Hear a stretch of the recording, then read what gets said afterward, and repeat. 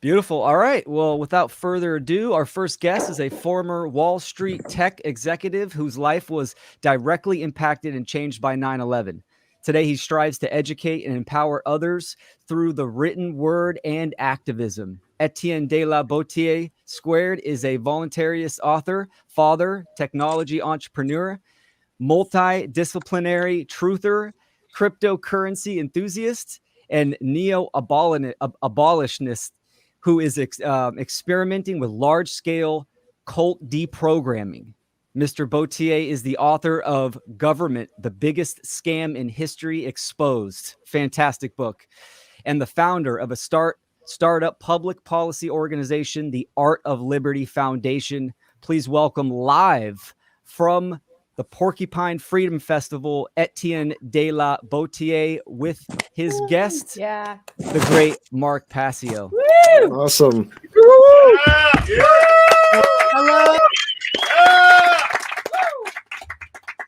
So, hey, it is great to be with you and your audience today. And as you mentioned, we're coming to you live from the Porcupine Freedom Festival. And Mark and I were both guests here, and I decided to bring him along to ride shotgun because I couldn't think of anybody else better to talk about natural law and the importance of natural law and the philosophy of voting as violence. For those that are not familiar with the Porcupine Freedom Festival, it is the largest get-together of the Free State Project. The Free State Project is an effort to move 20,000 plus libertarians, voluntarists, peaceful anarchists to a single state where they can have an outsized impact on rolling back government to just in the short term, protecting life, liberty, and property. And in the long term, who knows, perhaps a peaceful and orderly secession from the United States and creating a laboratory of liberty where we can prove that you can have peaceful and harmonious societies without government.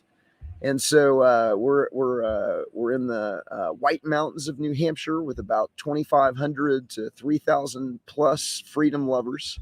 And we're going to talk today about why voting is violence and you shouldn't participate in organized crimes, rigged poker game, except in New Hampshire. And so, Mark, do you want to introduce yourself? And Well, I'm Mark Passio of whatonearthishappening.com. I generally try to do the work of informing the population regarding tactics of mind control and social engineering, and of course, doing the work of publicly, morally educating the population about rights, about what is natural law, what are the transgressions against natural law, and how we can bring our behavior into alignment with objective morality so that we can become free. That's the work that I've been teaching for the last 16 years, and I'm really happy to be here as part of the Freedom Under Natural Law Conference, and thank you to Howard for inviting me to be his guest on this segment. And thank you to Will Keller for putting all this together, and John and everybody that was involved in it. I'm going to go ahead and start sharing my screen right now, and we'll just get kind of right into it. Mike, closer.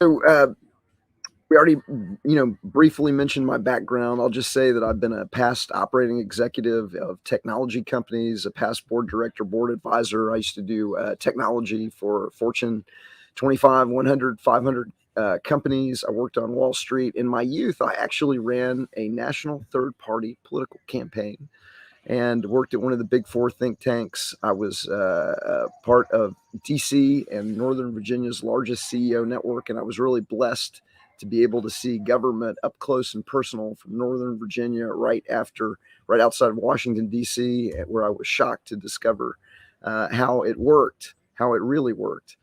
My book, I'm best known for the book Government, the Biggest Scam in History, which has been designed to wake up your friends and family to the scam of government, which I look at as not so much to something that was created to protect life, liberty, and property, as we've been told by the mandatory government school, but is really something designed to rob and control populations. It's best thought of as a technique to control populations. I back up all of the major claims of the book on a 64 gigabyte flash drive that we call the Liberator. And I think I just touched on the executive, what I like to call the executive summary of the executive summary, which is that the government, media, and academia are run by what I like to call intergenerational organized crime. And when I say intergenerational organized crime, I take it all the way back to royalty, and I look at royalty as kind of the original intergenerational organized crime. You're going to give us your money, or we're going to hurt you.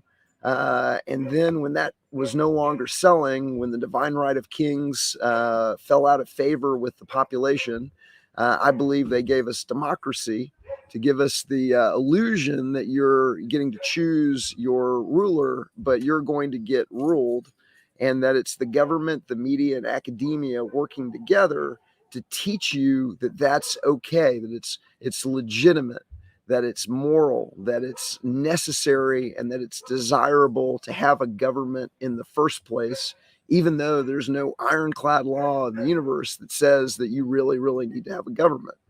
And so monopoly media and academia control the population, the information receives, to hide the illegitimacy, the illogical nature, the immorality, and the criminality of government.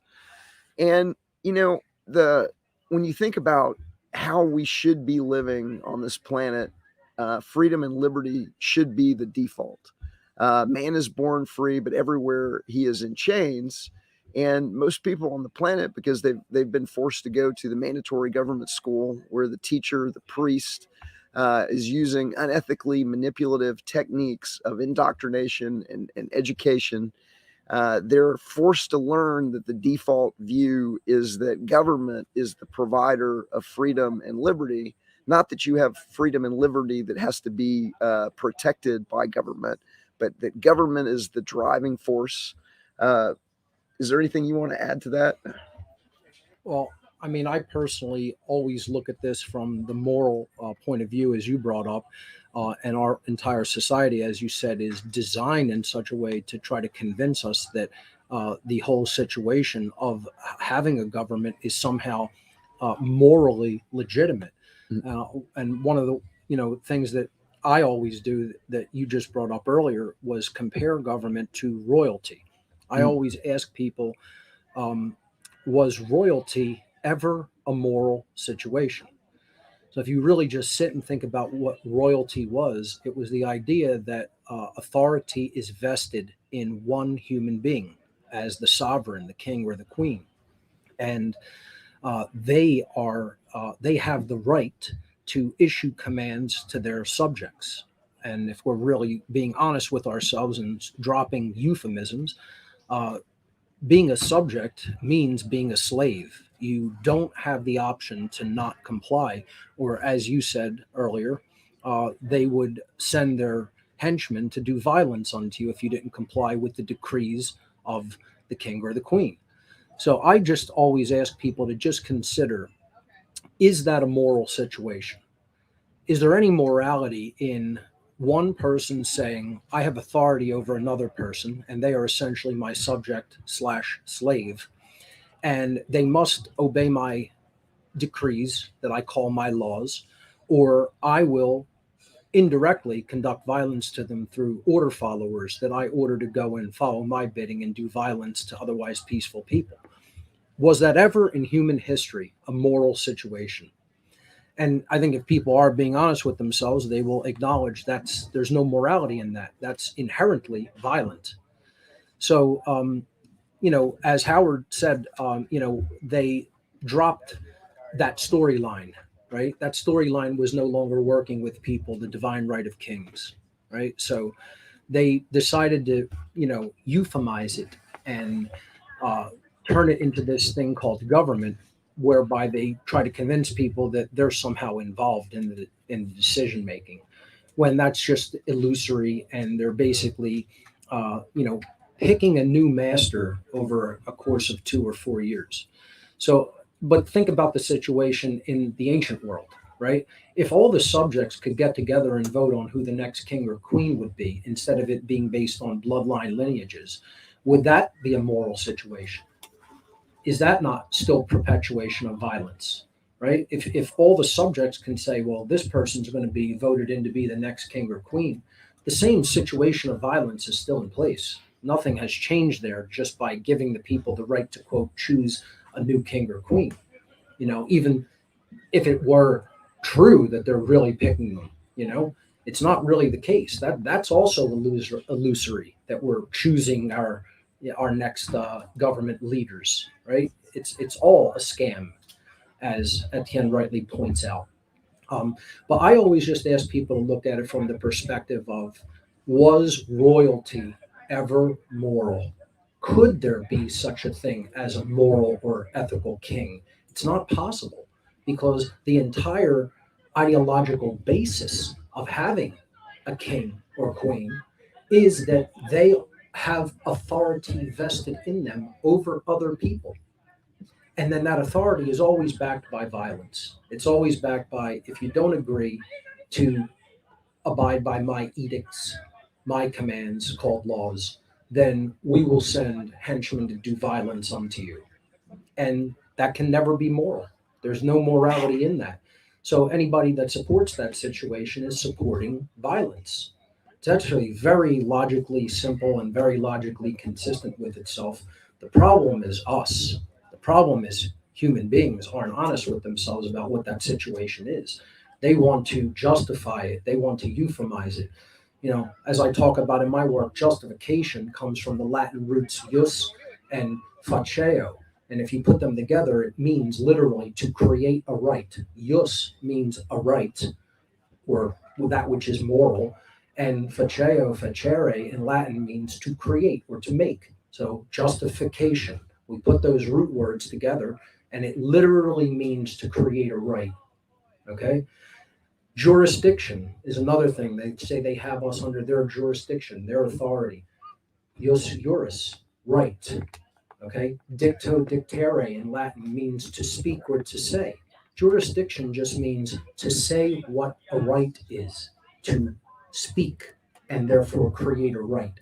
And this is what humanity tries to do with government, is make justifications and create rights from wrongdoings. To make a wrong into a right is all people who say, we're going to implement a government, we're going to delegate authority to them that we ourselves don't have as individuals, but we can magically turn those wrongdoings into a right because we do some pseudo-religious ritual and call it government. It's never been moral. It can never be moral.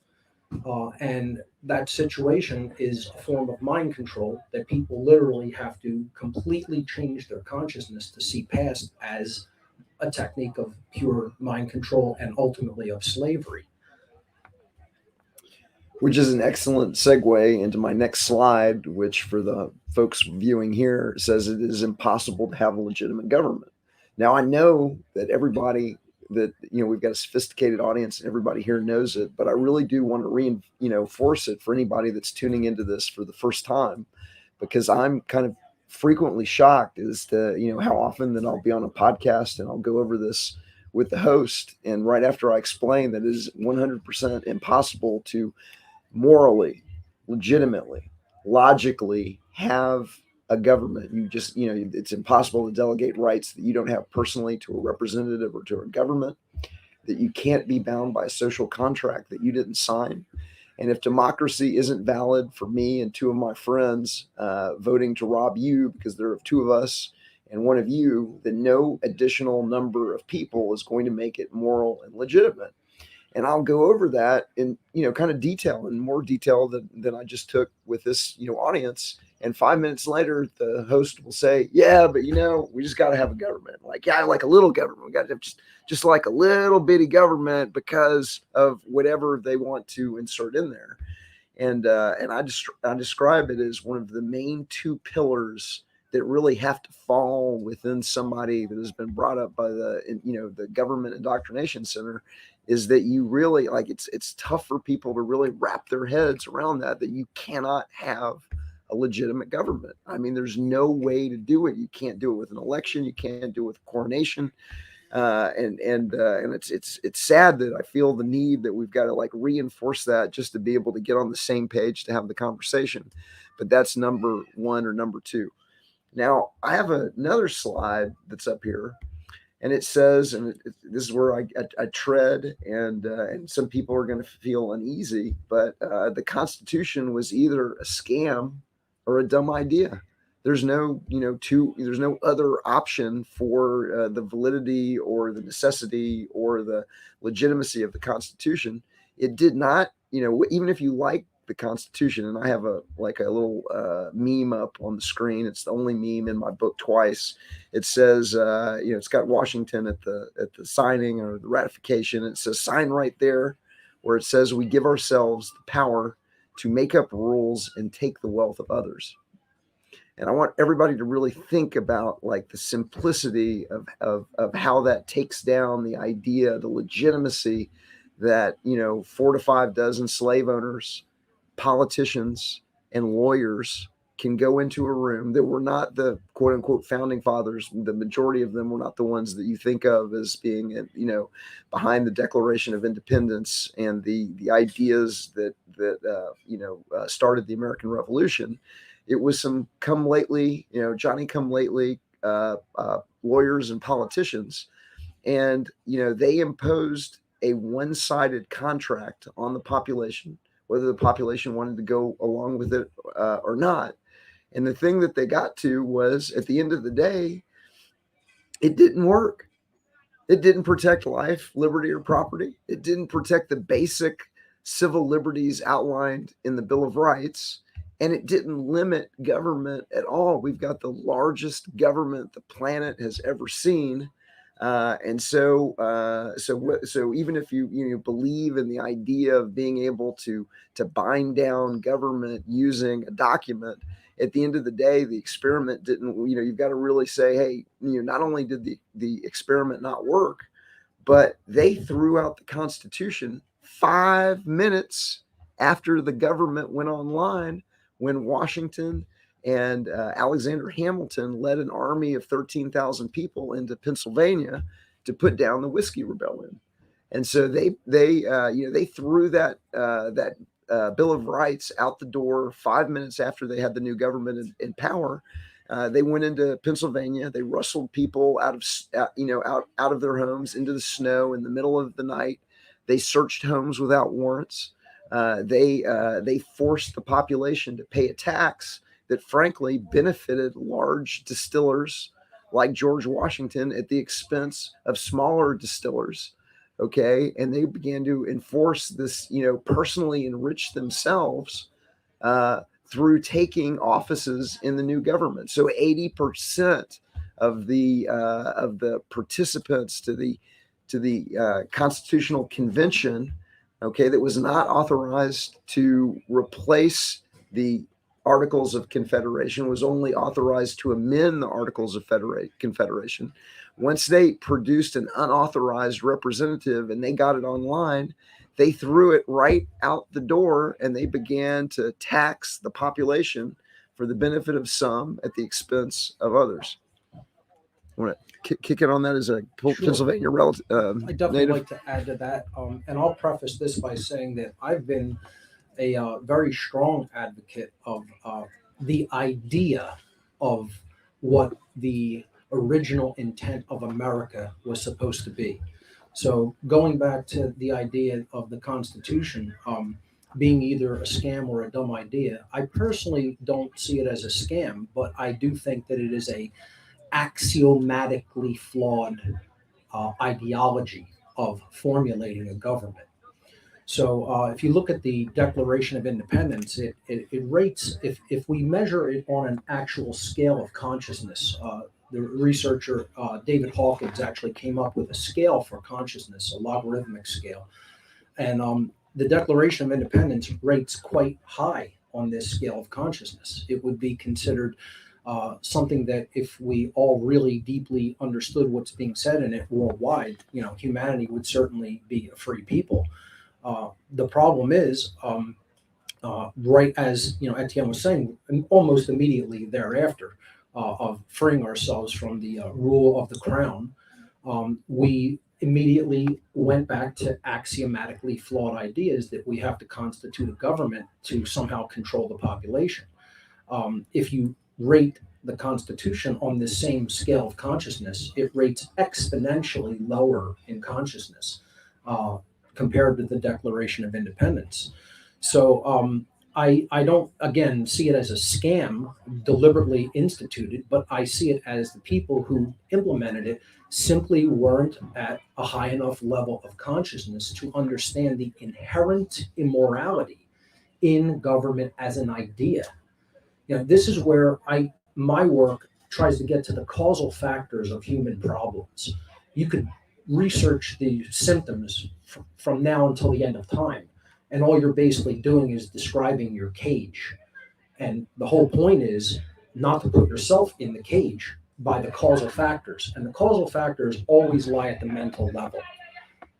Everything that exists first exists as a thought. And then from our thoughts, we proceed into carrying out into physical manifestation what we believe in the mind or what we want to see, and we formulate that in the mind. This is the entire problem, is that we have axiomatically flawed thoughts. We're not taking things back to first principles of morality and gauging whether or not to implement that thing is actually an inherent moral right that an individual possesses.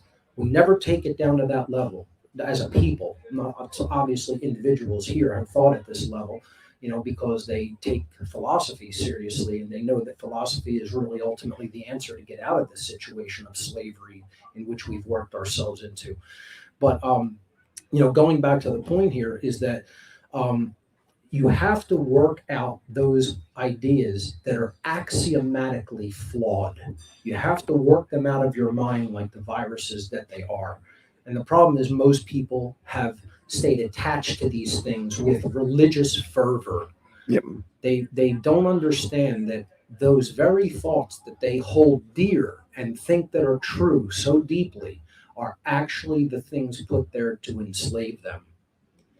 And they have to understand that the pathway for freedom is actually undoing all the immoral thoughts, the thoughts that people believe can somehow be morally legitimate, but in practice in the world, they're actually based in violence, which can never be moral. It's teaching real morality, real objective morality. When people hear morality, they got to put out of their mind religion, number one. Religious morality is not true morality. Anybody that believes that any religious system is teaching true morality is sorely mistaken and under mind control. Religion is not put here to do that, just as government isn't put here to protect your rights. Religion's here to teach people a false notion of morality when there's a real one, because the people who want the slavery system to continue, you don't think that they've infiltrated all religions like they've infiltrated every other institution of humanity? They've infiltrated government, they've infiltrated media, they've infiltrated education, they've infiltrated entertainment, they've infiltrated law enforcement, banking, military, but they just haven't infiltrated religion, right? They're not there to teach you a false morality so that you continue to believe that ideas like government are actually moral. No, religion could never be that, that's all I have to say, because it's something that people have to really consider from a higher level perspective and a more streetwise perspective. They have to stop being so naive in their thoughts that just somehow one institution gets a pass, and that they've been doing the right thing all along. No, it's all in with the same mafia. It's all in with the same cult. The same scam as Howard talks about, and it's just there to get you to buy into a false notion of morality instead of understanding real morality, which could never, ever see something like government as something morally legitimate when it's based on coercion, violence, and duress, things that no human being should ever be held in. So my next slide for those here at Porcfest is meet the new boss, same as the old boss. and there's a picture of Joe Biden and a picture of Donald Trump, and they're marked Tweedledee and they're marked Tweedledum. And the purpose of the slide is there's a list of things that whether you're a Republican or you're a Democrat, that the ruling power structure is 100% in complete alignment on. So the Republicans and the Democrats, if you think about, the game of politics as it's played in the United States today, is the Republicans are saying, hey, elect my guy, and he's going to rob everybody, and he's going to put these policies into practice.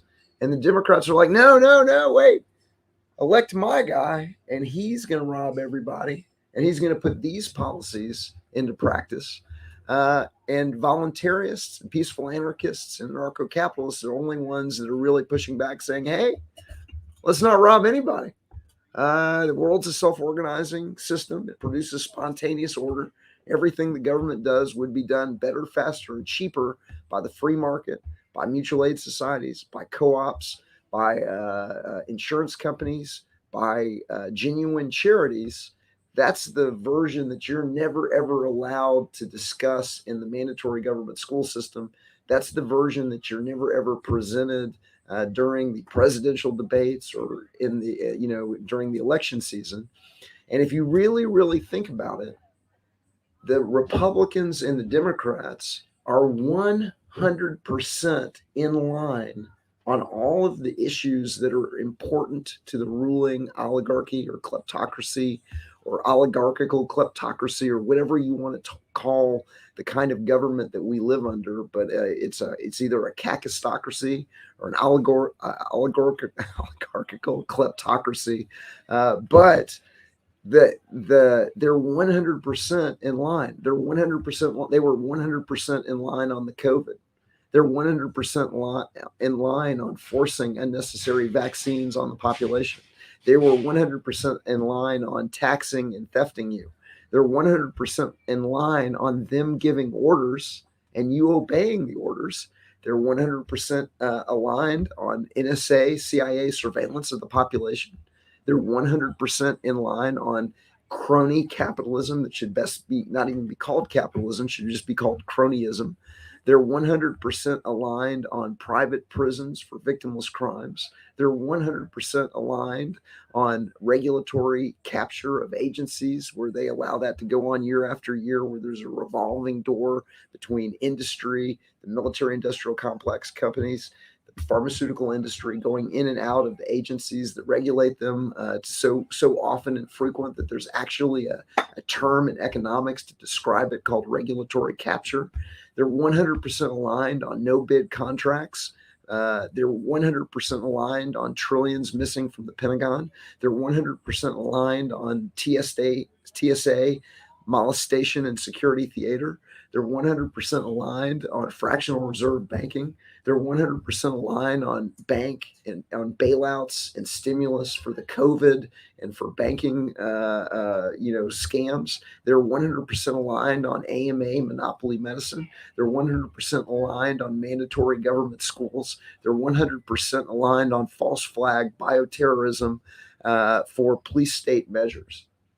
So if you really think about it, they're 100% aligned on almost every single issue, but they get the population ginned up and accept and on football issues, from gay marriage to transgenderism issues. That I'm not saying that they're not important, but in the grand scheme of things, they're not as important as all of the things that keep us enslaved and being tax farmed by Washington, D.C. I like the title of that last slide, which was "Meet the New Boss." Because it's the same as the old boss, as the saying goes. And this is exactly what the New World Order is. The old world order was the structure of royalty. If you look at that as the ancient world's tyranny, the old world order, it's very easy to see that this is an ancient religion. Authority is an ancient religion. There's nothing new about it. It's been here since humanity has been here as a species. We've really existed as a slave species since our inception, regardless of what you want to think that those origins are. That's outside the scope of this little talk. But if we look at royalty as the old world order of tyranny and slavery of humanity, and we look at how they modeled government, it's identical. You know, the new boss is same as the old boss. The old boss, the old world order, is authority vested in one being, the king or the queen. Then you have a hierarchical structure of control over the people, where the people are at the very bottom. And in between, you have middle managers and you have enforcers and thugs that are willing to do violence to other people for whatever carrot is dangled before them. You know, the order followers are the people who actually keep the system of slavery in place.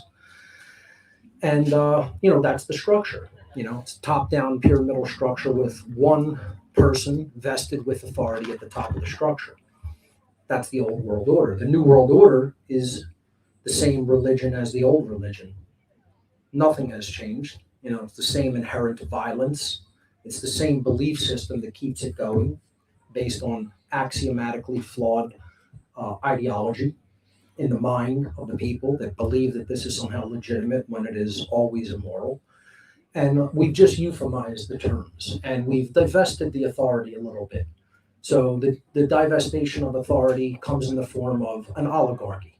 You know, as Howard was saying, it's an oligarchical kleptocracy, right? I call the ruling class a technocratic occultocracy is my term for it, because they're technocrats. They want to manage the population through technology as a control mechanism, and they're occultists.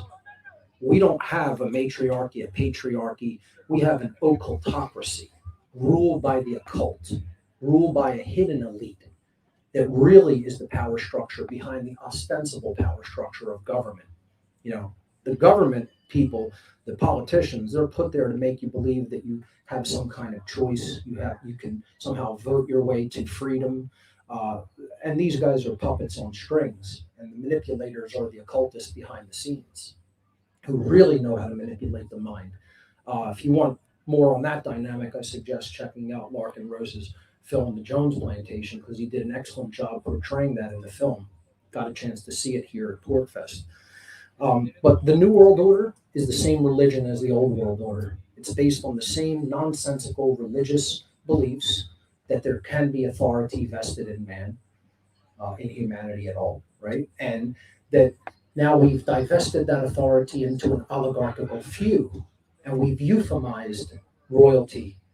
We've euphemized the divine right of kings. Now it's just called government, but it still has the same so-called authority to make law and to bind people to it and to do violence unto them if they don't obey.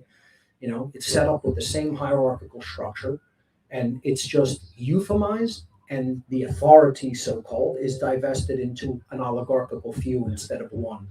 So the old world order and the new world order are the same thing. The old religion is the new religion. And as the old saying goes, there's nothing new under the sun. Nothing has changed here, because the causal factor, the belief in the mind at an axiomatic level of what is true and what is real, has not changed. And until that changes, expect slavery. So the second big pillar that has to fall is that if you're participating in government, the realization needs to be, if you're voting for, advocating, or supporting government, then you are, number one, voting to rob your friends and neighbors who disagree. And so there's a kind of flawed belief in the United States that it's okay to vote for a politician that's promising you other people's stuff, even though you're not allowed to take the stuff yourself. But through the process of voting, there's now a middleman that makes something that would be inherently immoral and illogical now moral and illogical, because the mob decides to play in the game. If you're voting or you're advocating for government, you're essentially advocating violence as a solution to socioeconomic problems. You're saying, hey, this is the way that we need to organize society, and we're going to have to break some eggs to get the things that we want. But that's how you make an omelet, and it's just it's the way that it has to be.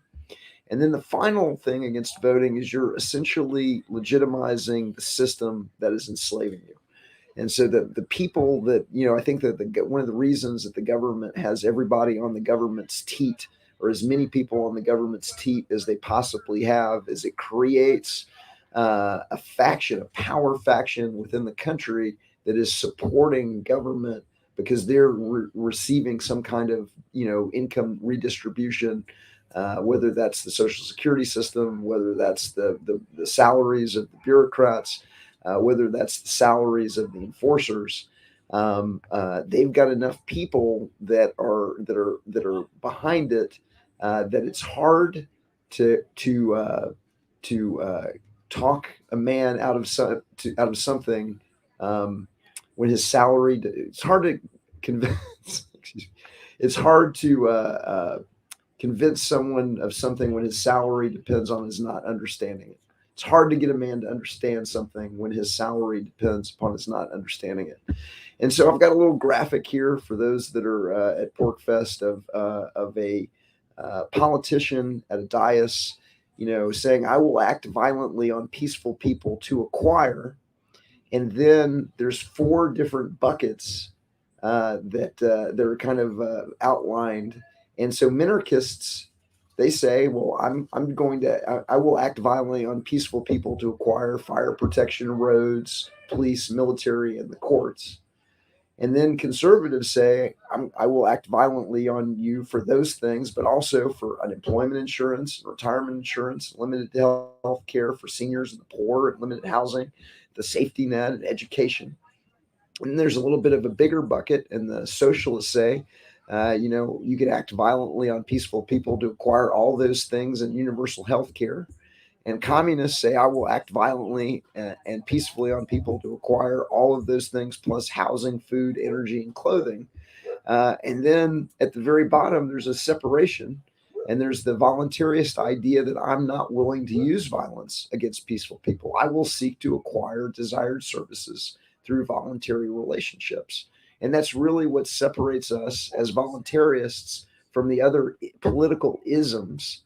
And so I like to describe voluntarism as the only ism that is fair for everybody.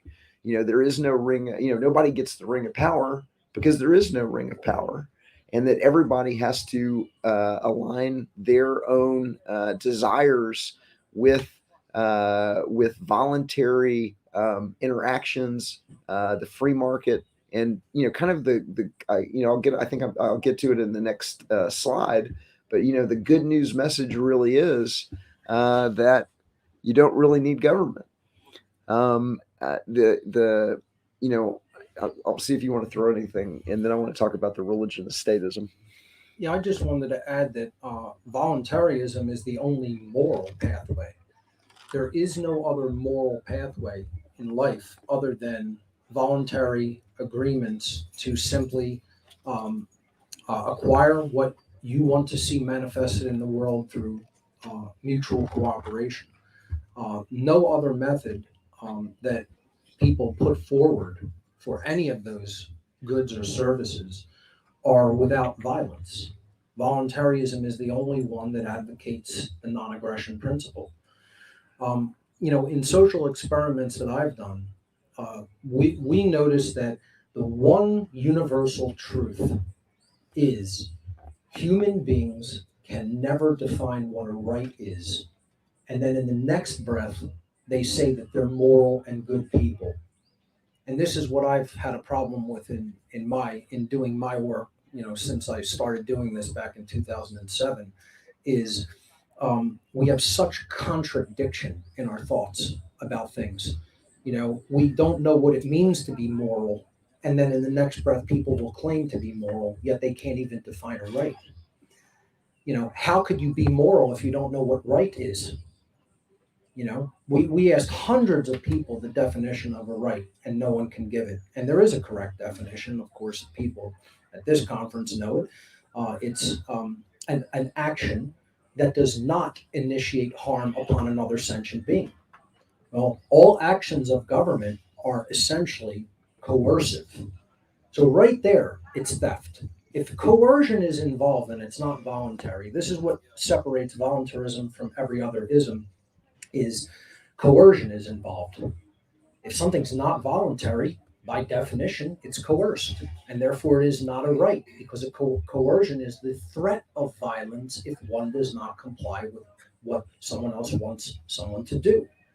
So every other minarchism, conservatism, socialism, communism, all of it, any form of government is based in coercion. If it's not based in direct violence, it's based in the threat of violence. It's implied violence. It's saying violence will come unto you unless you comply and do what you're told. So every one of those scenarios is immoral. It inherently implies coercion and or violence. Therefore, there's only one moral path, and that's voluntarism. You have to base all human interaction on mutual voluntary cooperation. Otherwise, coercion is involved, and therefore it's not moral. And again, we should not have to explain that to people. That should be such common sense in our world that it's embarrassing that it has to be explained at this point, and that people actually still believe that any form of government could possibly be moral. I personally really feel horrifically sad for the masses of humanity that still buy into this nonsensical religious belief.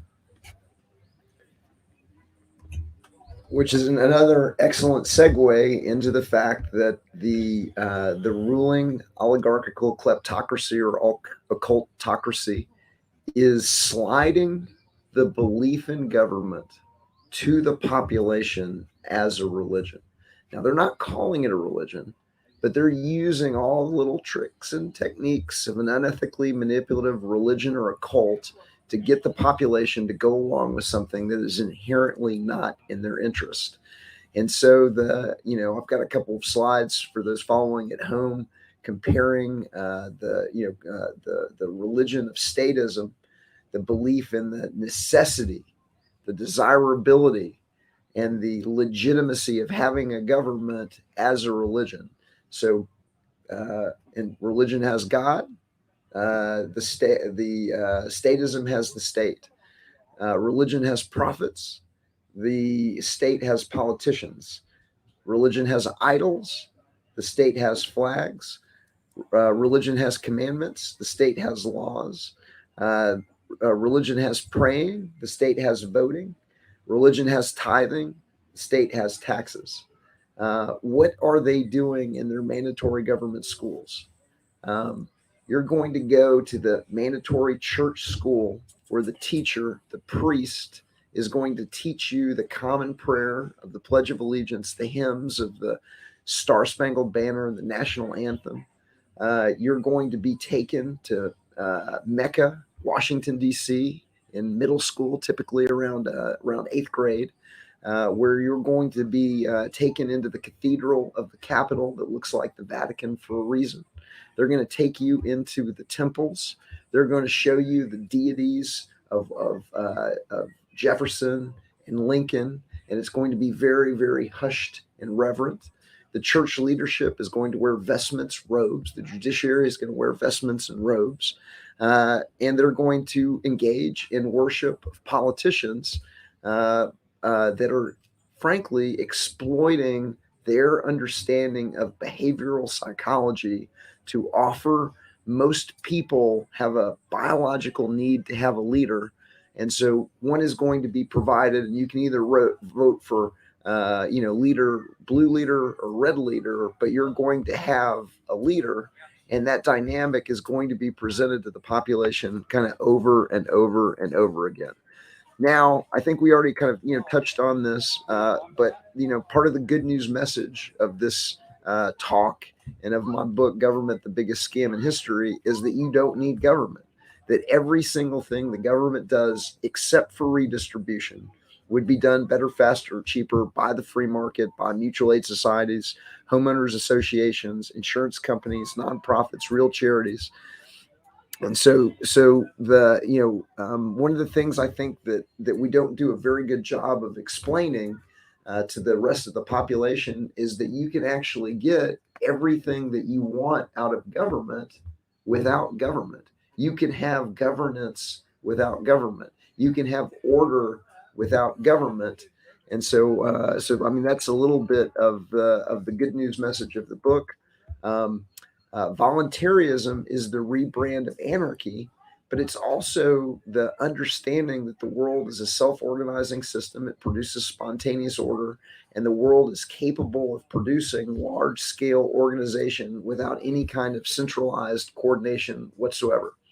If you think about a grocery store, it's an incredibly complex system that is coordinating the actions of millions of people on 6 continents without any coercion, where everybody in the supply chain of growing and distributing and retailing food is compensated for their effort. It's providing avocados in 4 different seasons, and strawberries in 4 different seasons, and berries in 4 different seasons, and it's doing so without any kind of department of grocery stores. It's doing so without any top-down hierarchical control whatsoever.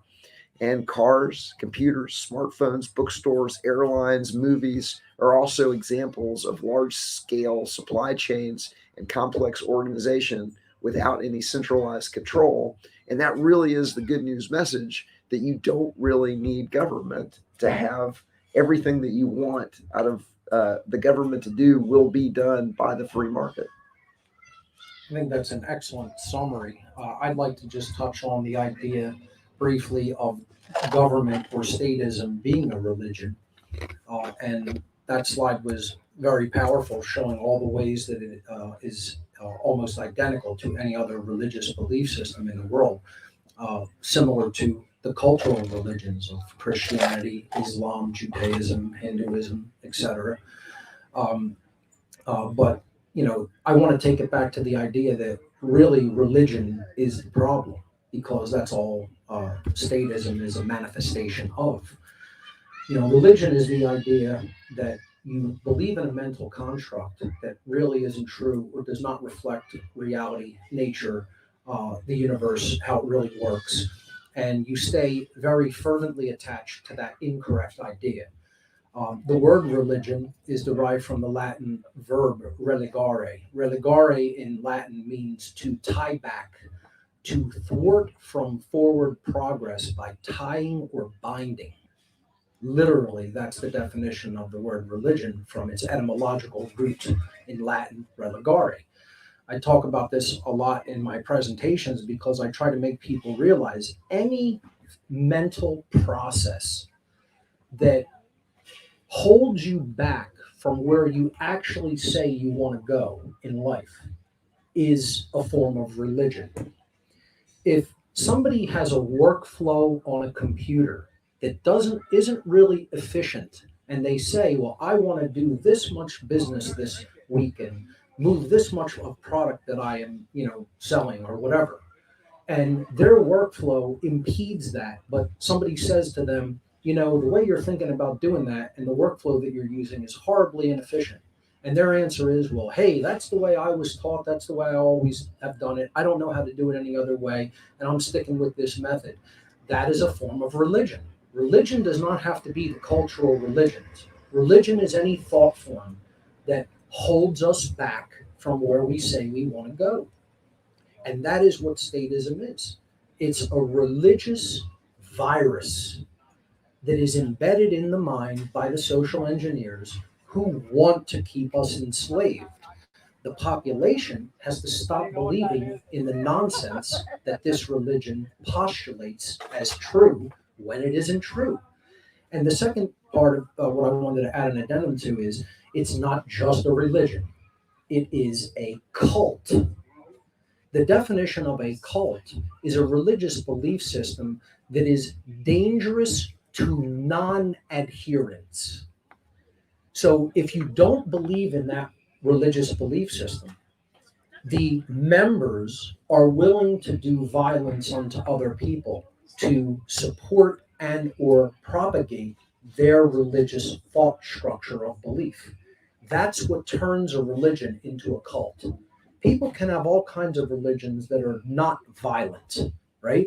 That person not wanting to adjust their workflow on the computer because they just don't know any better because they're ignorant, that's a religion in their mind. That's a mental virus running and holding them back from what they say that they want to do. But it's not violent to others. Statism is not only a religion, but it's a cult because it is violent to people who don't accept their fundamentally flawed axiomatic belief systems that they have implanted in their mind. And so the adherents to this religion are actually willing to conduct violence against non-adherents of their belief system. And that's what makes statism a cult.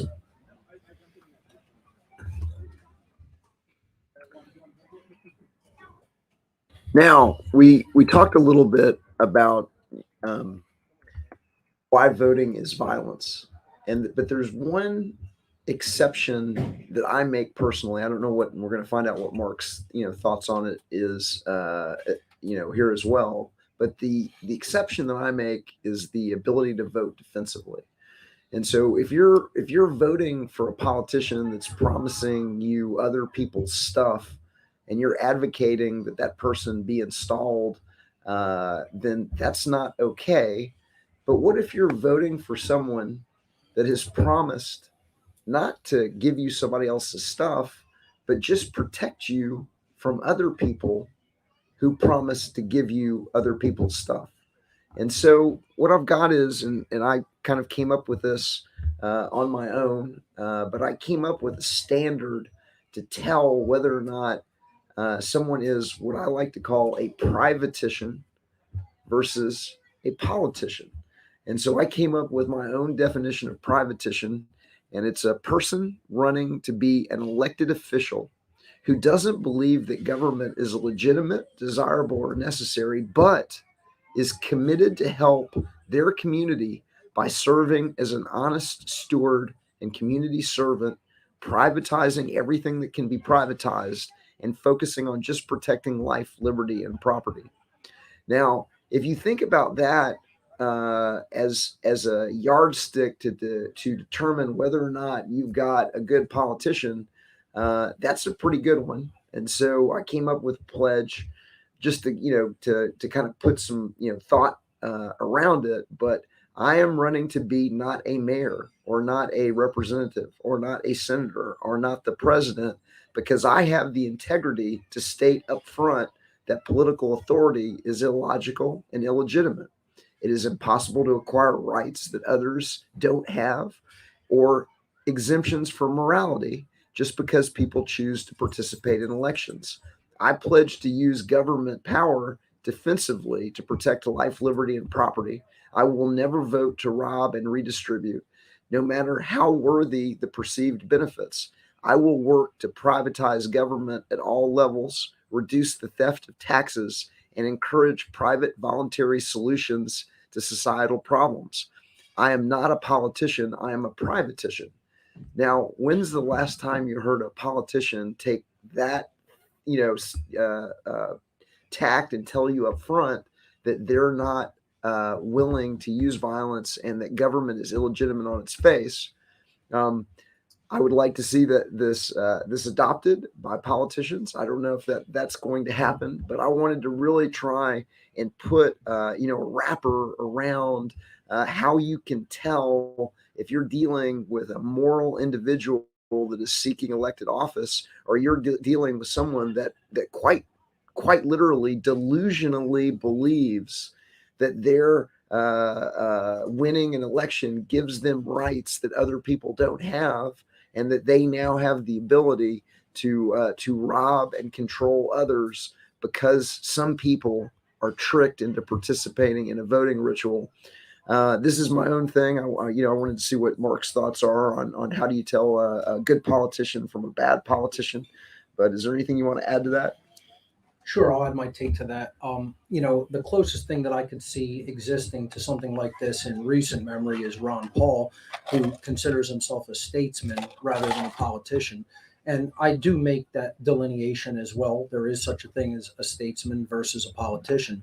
And I think that this is done as sort of a stopgap measure, something to try to at least slow down tyranny.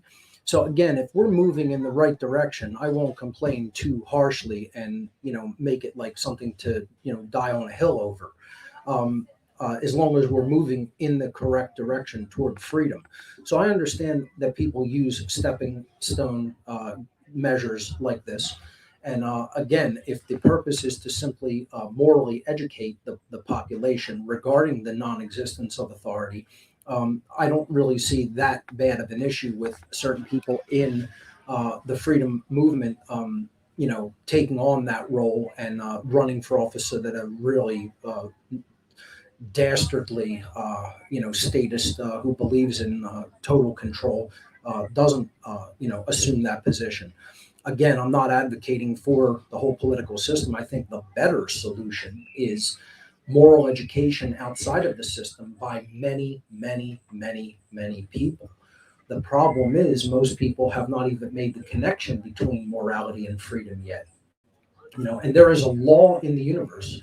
I talk about the occult world. Most people who know me know that I came from the occult world. I came from the power structure that lies behind the ostensible power structure.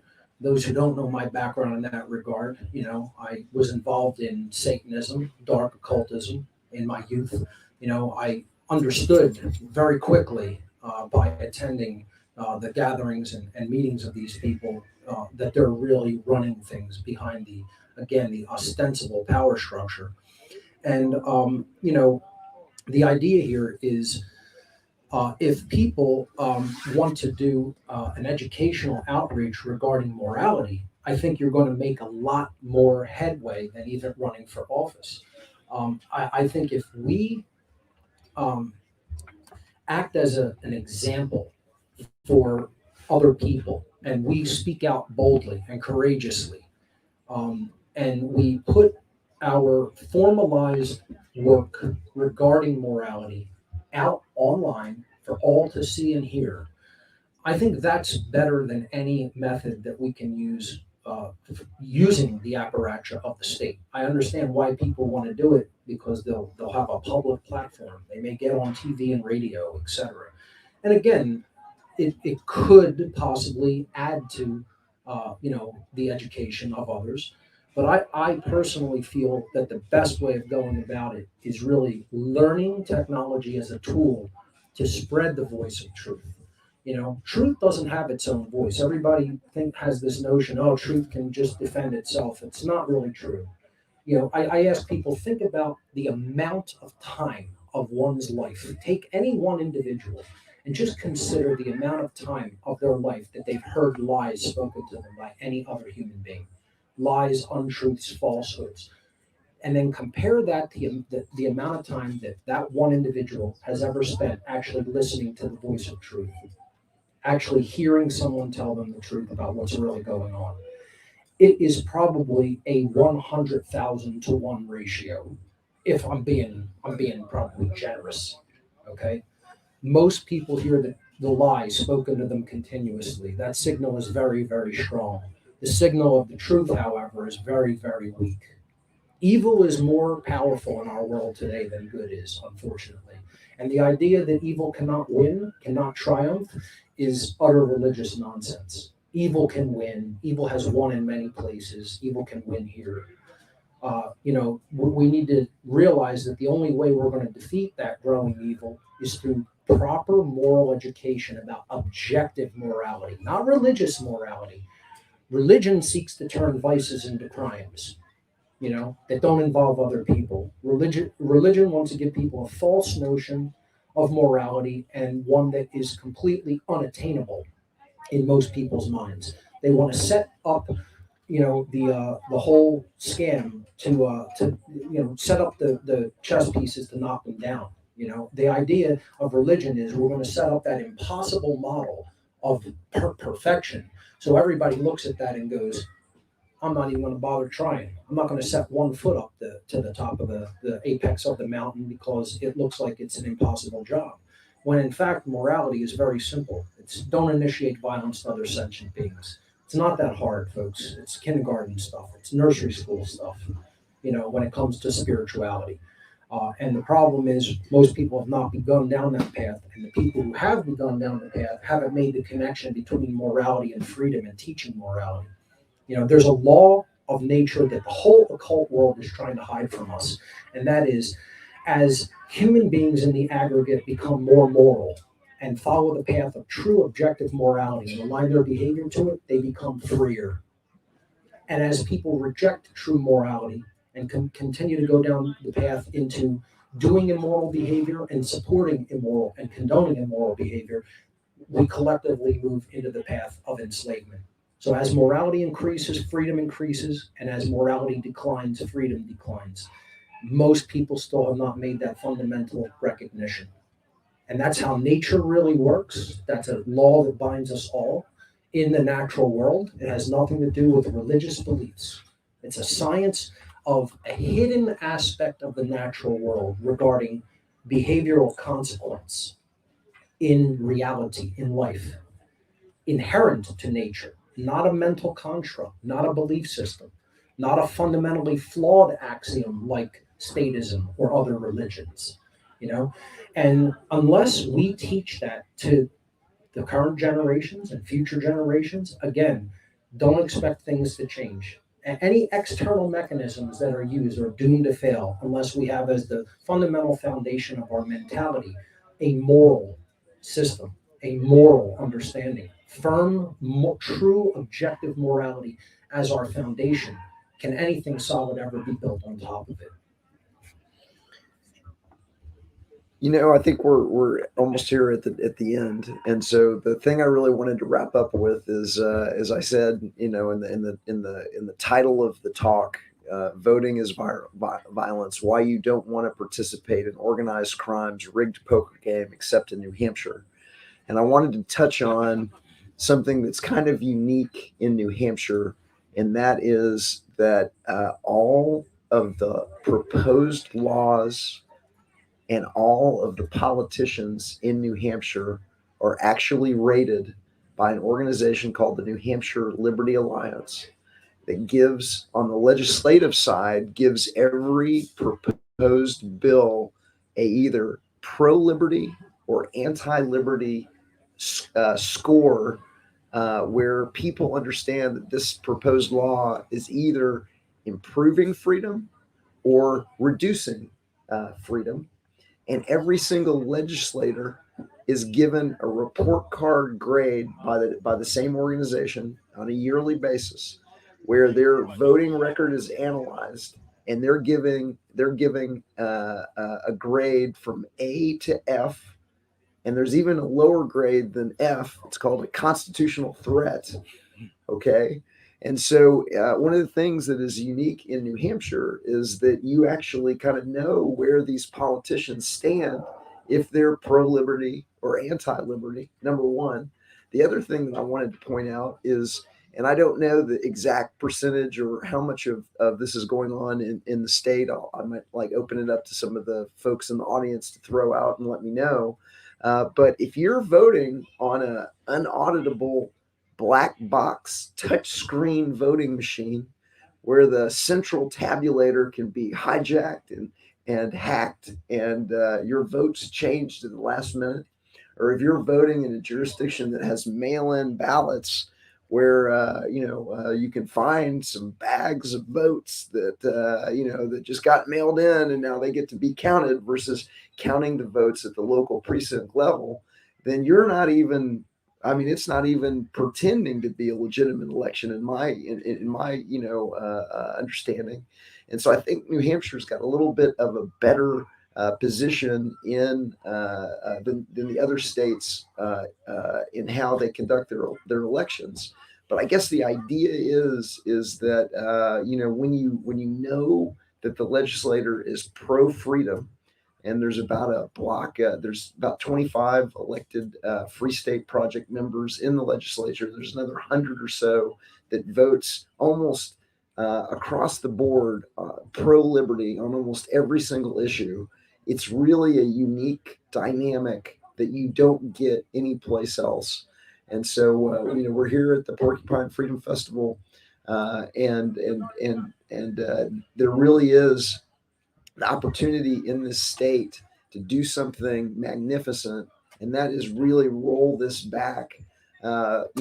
Because the people that are running for office actually have some understanding of the ideas of liberty, and they've got a system where you can evaluate those people based on their voting record. And so I want to just kind of point out the uniqueness of that. And then I thought I'm not sure how we're doing on time. I'll let Will jump in, but I think that's it for my slides. And so I just wanted to open it up to a couple of questions. If anybody would like to throw those out there, I think we'll start with the folks that are here in New Hampshire, and then if Will's got any way of letting us know if they can take questions from the people at home. Excellent presentation, Etienne. Thank you so much, and thank you, Mark. There's a couple questions actually. Here's one right here I think is important for solutions. How can a population of people defend themselves against a hostile, violent, and murderous regime, such as transnational criminal organization known as the Chinese Communist Party? Very easy. Never give up our rights to firearms and understand what a true militia is. My breakdown of the Second Amendment is something that I would recommend to people. I made 2 presentations, both titled The True Meaning and Purpose of the Second Amendment. That was the full title of the first one. The second one, as a subtitle, was about arms, needs, and cowardice. And this explains what the original intent of the Second Amendment was, in that all of the people have the right to maintain commensurate strength to a military force. That is actually the definition of a militia. A militia means like the military from Latin. The technical term that the militia is a truncation from is the old Latin phrase militium vulgarum. Militium vulgarum means like the military everywhere. So if you realize that that's the root origin of the word militia in English, it literally means having the strength of a military distributed throughout the entirety of the population. And this is what is unique to a militia as an independent, non-centralized, but distributed fighting force. Instead of a centralized fighting force like a standing army, it's a distributed fighting force amongst the whole population, and it could be gathered and centralized when called upon to do so. But there is no inherent authority of the militia like a standing army is given and constituted by a state or a nation state. So the answer to this question is, number one, fully and deeply understand what a militia is and what its purpose is for. And secondly, really understand that every individual has the rights that any militia member has. So if you really do constitute the militia, the whole of the people constitutes the militia, then the answer is it is not anyone external to the people. It's not their job to protect the population. It's the population's job to protect itself, and do so from a moral perspective of the self-defense principle under natural law. The first principle of natural law is do not aggress against other sentient beings. Do not initiate violence. The second principle is if violence is initiated unto yourself or a group of peaceful people, they always maintain the individuated rights under natural law to defend themselves against that violence. And the action that they perform in defense, up to and including deadly force, is a right. They have the right to repel that. And the answer is we need to stop looking at standing armies as an external power having the responsibility to do that for us, and the people have to come together, constitute a militia, and realize that that's our responsibility, not government's. Rob? Yeah. I would simply add to that you know, I believe that government has been the biggest scam in history, and I'm very optimistic because I see more and more people awakening themselves to that idea every single day. And you know, once we're successful here in New Hampshire, and we will be. I see what he did there. Once we're successful here in New Hampshire, I think that idea, the widespread understanding of the illegitimacy of government, of the illogical nature of government, that it has been essentially a tool to rob and control people, I believe that is going to spread around the world. And you know, once that happens in China and Russia and other countries, you're not going to have to worry about them, because it's not us versus the Chinese people. It's the United States versus the people running government on us in the United States. It's the Chinese people against the people running government on them in China. And once it falls here, I think you're going to see it fall, you know, every other place on the planet. And you're not going to have to worry about the Chinese, because they don't want to be chumped, and they don't want to be enslaved any more than we want to be chumped or enslaved. And so I'm very kind of optimistic in that manner. I wanted to open it up. Does anybody here in New Hampshire have any questions? You do. Go ahead and say it, or I can repeat your question. Hi, thank you. My question is for Mark. In your opinion, what course of action will promote the greatest freedom and habitable order in humanity of these two options? Number one, mastery of one's own will, or two, giving up one's will to God. Those things are one and the same. They are one and the same. So, great question from an esoteric point of view, obviously. When we actually exert mastery over the self through control of our own mind, because that's internal government, it's what I call internal monarchy. There can only be one ruler of the self. You know, if you allow someone else to exert control over you, then that's external governance. We all need, I tell people, we need government. We need 7.5 or 8 billion, whatever the population is now, 8 billion monarchies on Earth, meaning each person is their own self-sovereign ruler. That's it. And all you get to rule is your own thoughts, emotions, and actions. That's the kingdom of the self, right? And if that's under correct governance / rulership within, that's what has been referred to biblically as the kingdom of heaven, hence why it's internal. It's an internal state. That does obviously not mean that we need to morally educate others and bring that, quote, kingdom of sovereignty onto the earth among every individual, and all respecting each other's sovereignty as sovereigns. That's the true will of the Creator for us to do. So when we align internally, we can make a world that is aligned to natural law externally. And that is the Creator's will for all of us. The Creator doesn't want enslavement. The Creator wants freedom, freedom of expression, ascendance to higher forms of consciousness and complexity, and unbelievably amazing things for us that we can scarcely even imagine in the state of consciousness and the condition that humanity is in right now. The Creator wants unimaginably greater things for us. And so that alignment of the internal kingdom and, then helping to spread objective morality to other people and create, a state of freedom here on earth, those things are all one and the same. They're definitely part of the Creator's will for us in my estimation. Thank you. Yeah. Looks like we've got one more question from Leslie. Did you want to chime in and ask that question? Yeah, sure. Thank you.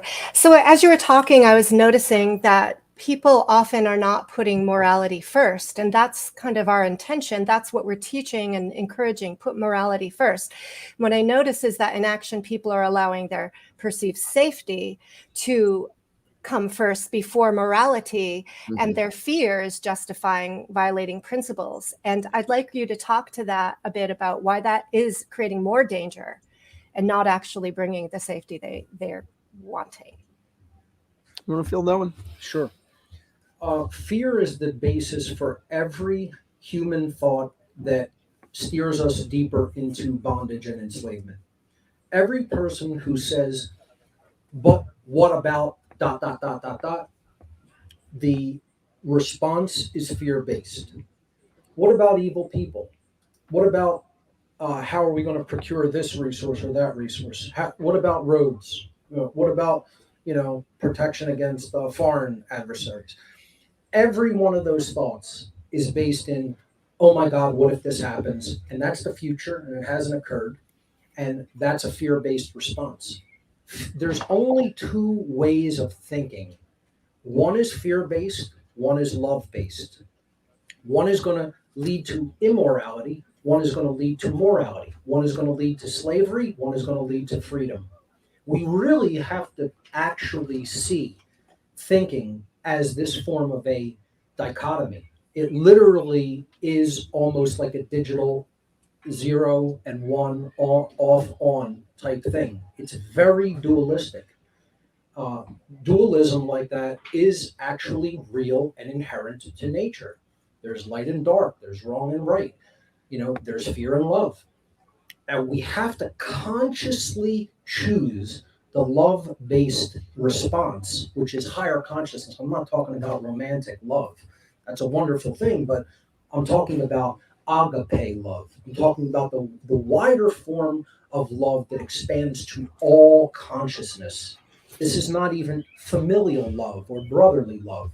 Agape goes beyond all those other forms of love, and it goes to cosmic love, the love for truth, the love for what is right and moral, the love of right action in the world. That's what we have to aspire to, and we have to turn our thoughts away from a what-if response and then justifying, we can do this in the name of allaying that fear that I have deep inside myself and that others have. Conquer the fear internally, and then our actions align with natural law externally, and we build a world based in freedom. It really is that simple. It's not easy to do based on the corner that we're backed in right now. A lot of people are going to find it extremely challenging and difficult, and they're going to have to make sacrifices. We can't expect to get out of this unscathed based on how deep we're in the mess. There's going to be pain, discomfort, and possibly sacrifice required to get out of this mess as a species. It can be done.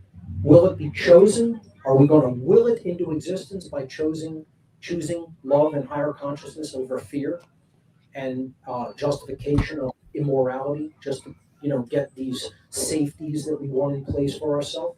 Or are we going to take full cosmic responsibility to grow up into cosmic adulthood and abandon these religious ideas that hold us back from true freedom? That's the question. I don't know the answer to that because it's possible, but it looks unlikely that humanity is going to do that in enough time. I still believe it's possible. The possibility is there. The question is, are we going to choose that for ourselves by an act of our own will?